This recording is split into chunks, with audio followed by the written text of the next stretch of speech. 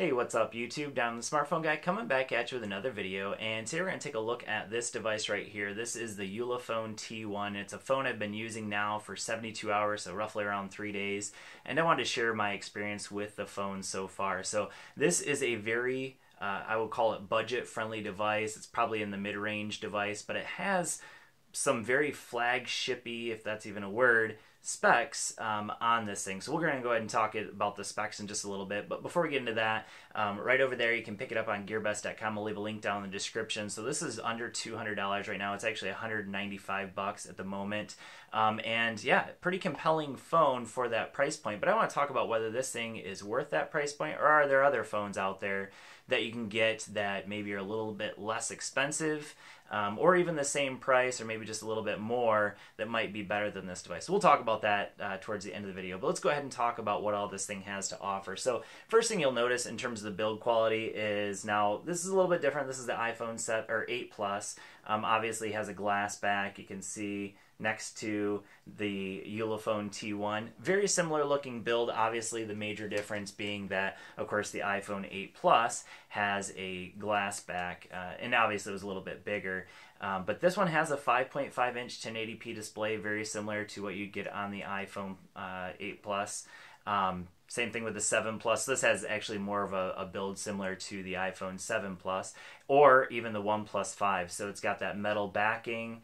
We have their antenna bands there up at the top and the bottom. We have the dual camera setup, so that's also very similar to what you get on those other two devices I just mentioned. We have Type-C charging, so that's a big plus. In terms of the buttons over here, I will mention that they're kind of a little bit rattly here, so that's maybe just a slight negative. We're only talking about a phone that's $200 versus a phone that I paid basically $1,000 with taxes for that phone. For the OnePlus 5, you know, that you're looking at, you know, $450, $500 for that device. So this one's only $200, so I can forgive some of the maybe not so premium looking build aspects of this device. So one area that I would mention is that there's just not a very seamless transition between the metal and the glass of the phone. It's not a big deal. Again, we're only talking about a $200 phone, so that's something that's forgivable in my opinion. But overall, decent build quality. Again, the screen, it's 1080p, which is plenty good for me, but this one definitely has some more washed out colors. It's not as poppy as you would get on something like even the OnePlus 5, I think, has a more vibrant screen. Same thing with the iPhone 7 Plus or 8 Plus, a little bit more of a vibrant screen. But this has a very decent screen for 1080p. 5.5-inch display. I don't have any complaints about that. So the next area I want to talk about is the performance. So on paper, this thing should be super snappy. If I go into the Geekbench scores, it certainly has some decent Geekbench scores, so we'll go into the history here. And you can see that it scores right around 4,000, so there it is. Pretty close to 4,000 for the Geekbench score on the multi-core score, 832 for the single-core score, and that is about what I would say the performance is like.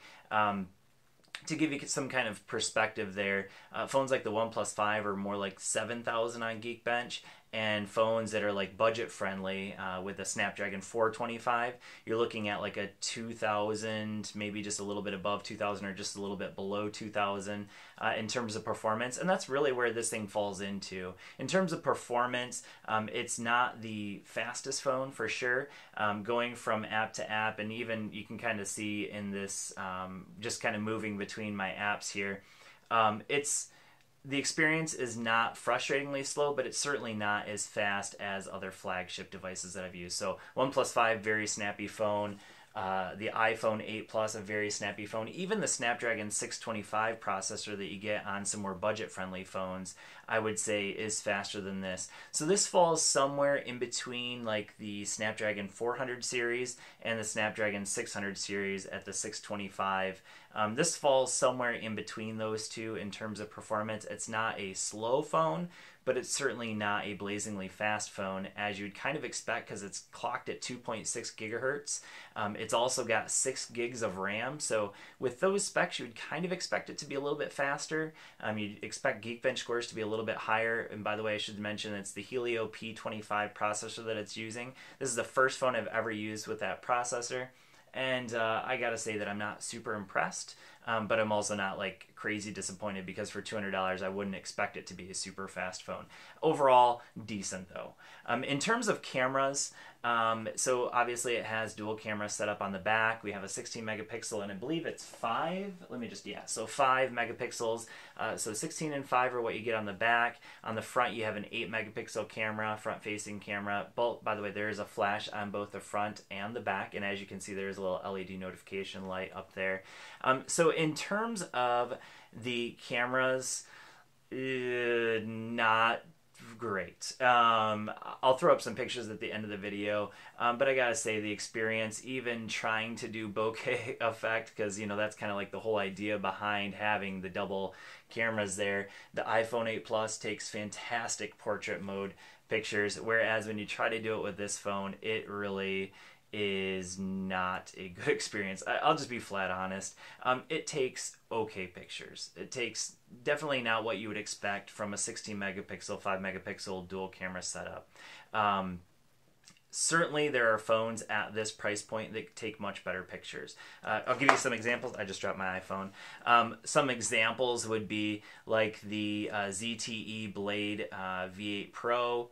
Another example would be the Honor 6X, another phone that takes great pictures. The Moto G5 Plus, that also takes better pictures than what this does. All those phones are at the same price point as this one. So cameras, definitely, if that's a really important thing to you, I would not get this phone. Those other phones that I just mentioned would definitely be better. In terms of battery life, so this has a 3,680 milliamp hour battery, which is pretty large for a phone like this. So that's pretty awesome.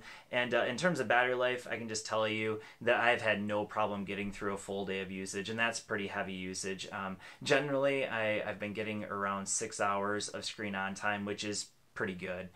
6 hours of screen on time is easily for me what I would get through in a day, and right now I'm at 25% battery. It's 1:23 a.m. in the morning while I'm filming this, so yeah, I'm staying up too late. But yeah, so battery life has definitely not been an issue, and so if battery life is important to you, this phone is not too bad on that. In terms of software, that's another area where I'd say this phone kind of shines, because this is very similar to stock Android.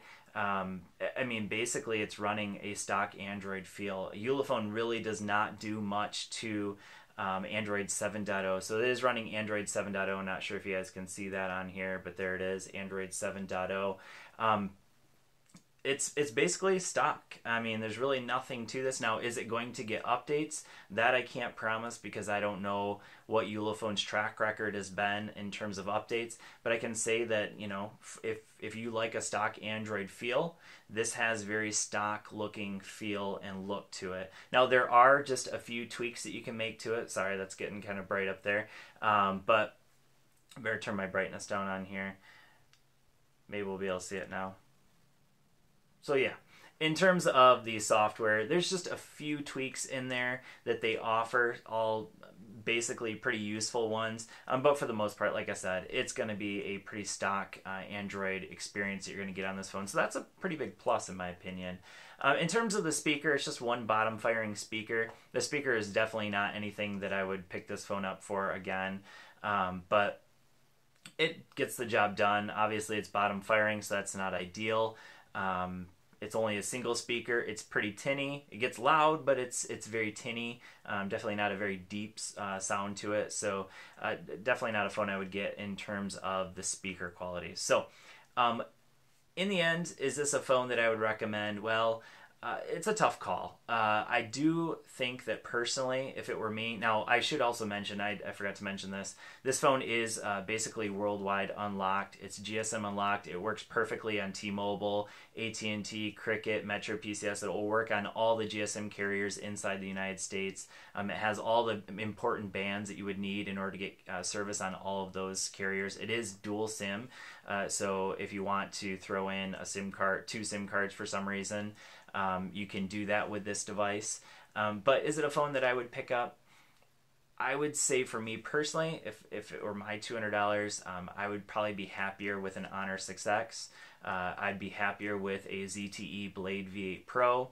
I actually just found at GearBest.com right now they have the ZTE Axon 7, which is definitely a better phone than this. That's actually more flagship phone than this is. You can actually get that device right now for $230, and I would easily pay the extra $30 to get that over this. So just a few phones. The Moto G5 Plus, another one that I would say definitely beats this phone. So overall, it's not a bad phone. It's just a hard sale, I think. In order to make it really something that I could recommend to all of you, I would say it would have to be like $150. That's just kind of my personal opinion. You know, let me know what you guys think in the comment section. You know what I think about the phone. Yeah, thanks for watching. I hope this has been helpful for you, and I will see you all in the next video. Peace.